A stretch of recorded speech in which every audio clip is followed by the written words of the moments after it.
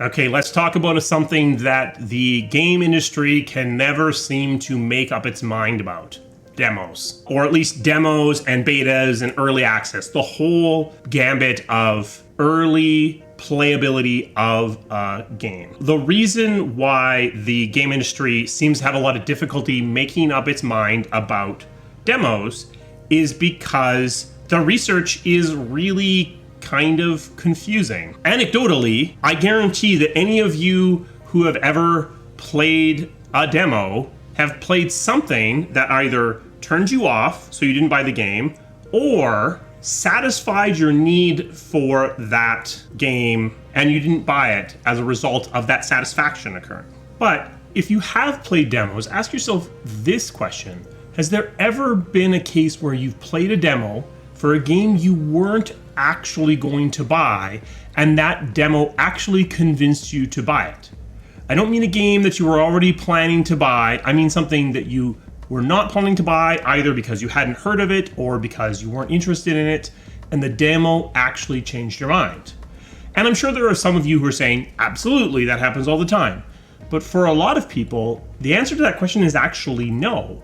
That either they've only played demos for games they're already interested in which case the only outcomes are they continued to buy the game they were already planning to buy, or it changed their mind, or they've never changed a buying decision based upon a demo for a game they weren't planning to buy. And that's what it's been for me. I played demos for games that I was already intending to buy and bought them. I played demos for games that I had no intention of buying and I didn't buy them. And I've also played demos for games that I did intend to buy and the demo convinced me not to buy it. I've never actually experienced that fourth option where I played a demo for a game that I had no intention to buy and the demo convinced me to buy it. So arguably, it's good consumer service to provide the first thing.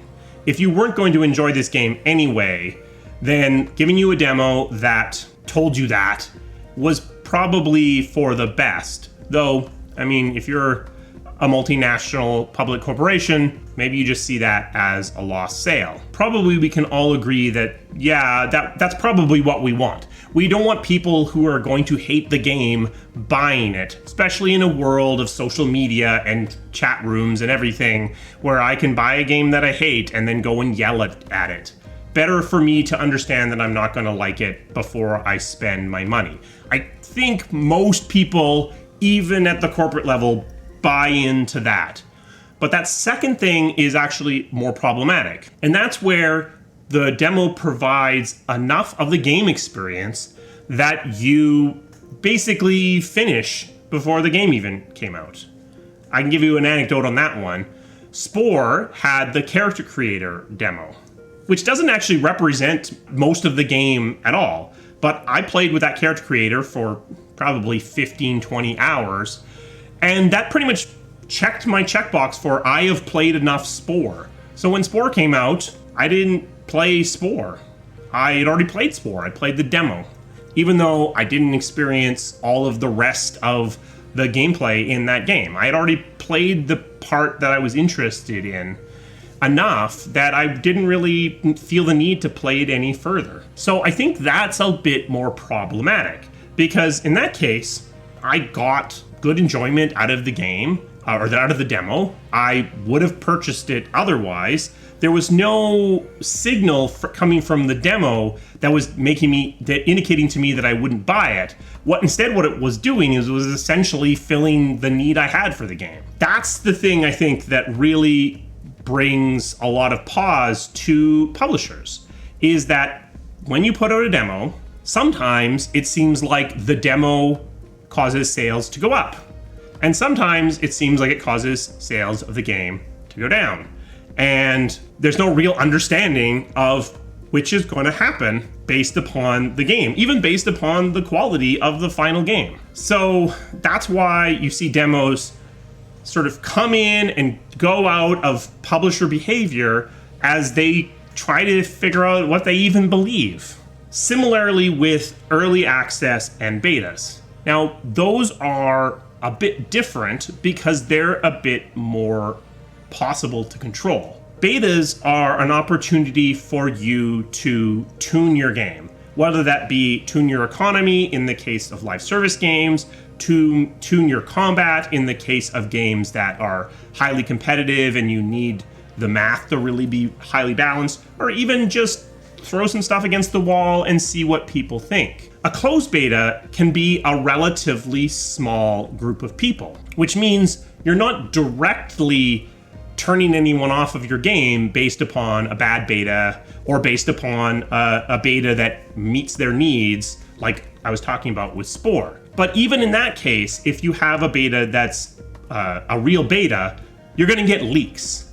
So what can happen, and you see this in the press pretty constantly, is a beta comes out and reaction to it is bad.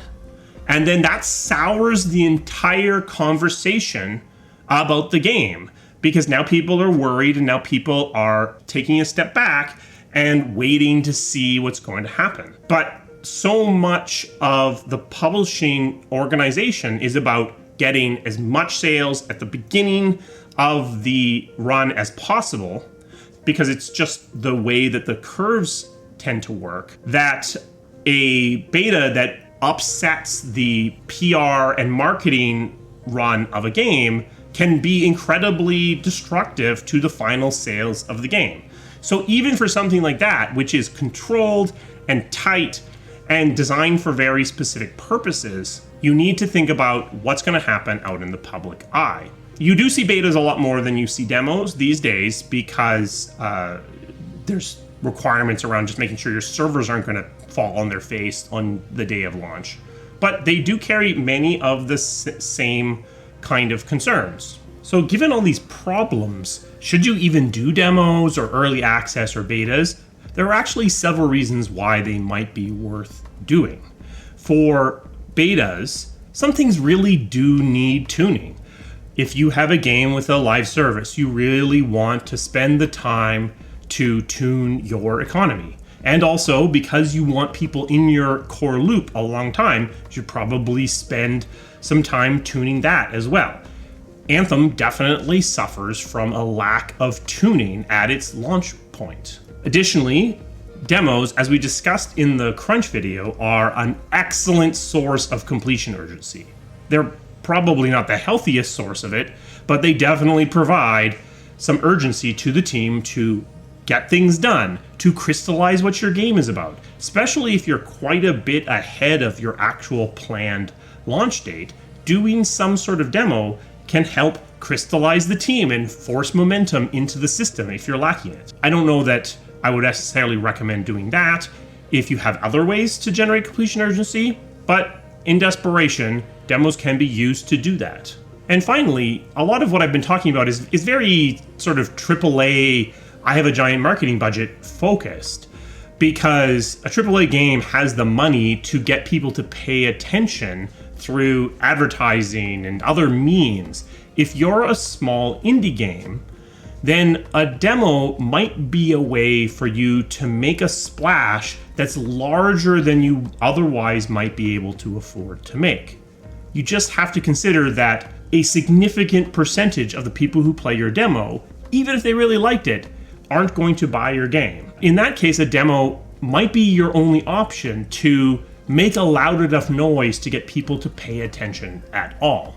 So are demos, early access, and betas worth doing? They can be worth doing. I don't think they're for everybody. So what's the answer? I've actually gone back and forth on demos myself. I think in story-based games, you can actually run into exactly the Spore problem of giving people enough that they don't feel the need to buy your game. You can run into issues with spoilers where people are playing the game and spoiling the story early with betas, but it can be useful to be able to get things in front of a small group of people and see how some things are going to be reacted to and tune your messaging or tune your game to improve that reception. I am really of two minds on this one, and I don't know what we're going to see going forward. As we see subscription services become more and more popular, they can kind of serve some of this purpose as well. They're an access point to games that doesn't require you to buy the game outright. So the benefit of demos, which was exposing your game to a wider audience, might be actually served by the gaming subscription services better than they ever were by a demo. Though I believe there are some problems for developers from the perspective of the subscription services as well, from making as much money as they used to. But that will hopefully shake itself out in the next couple of years. Not a topic I'm super comfortable discussing right now. I'm not really aware of the exact economics of the inside of the various subscription services. So like so many things on this channel, the answer to should you do a demo, should you do early access, should you do a beta, is it depends. Demos do run the risk of taking prospective purchasers and turning them off of your game. They have the possibility of turning non-purchasers into purchasers. And it's very difficult to tell what the outcome of your demo is going to actually be. Betas, similarly, have the possibility of disrupting your marketing, disrupting your PR, and turning off potential customers. But in some cases, you have no choice. You need to test your servers. You need to balance your economy. You need to get your gameplay really tight. Early access, maybe you just need the money and you need people to start paying you before your game is actually done. So it depends. There are risks for demos. It's not all upside from the development side. So we've got shirts. If you are interested, there's a link down in the description, and a special thanks to my members. As always, they provide the resources that this channel needs to keep running. If you are interested in becoming a member, there's a link to that in the description as well. Also, we have super thanks turned on for these videos. So if you're interested in just throwing the channel some money directly, that's the heart with the $sign in it. What do you think? Do you demand demos for all your games? Do you try to get on as many betas as you possibly can? Have you ever played a demo and enjoyed it, but then not bought the game? Let me know that down in the comments. Do you subscribe to any of the streaming services? Let me know about that as well. I'm curious as to how people's experience have been with the various subscription services. I will see you again soon. Thank you.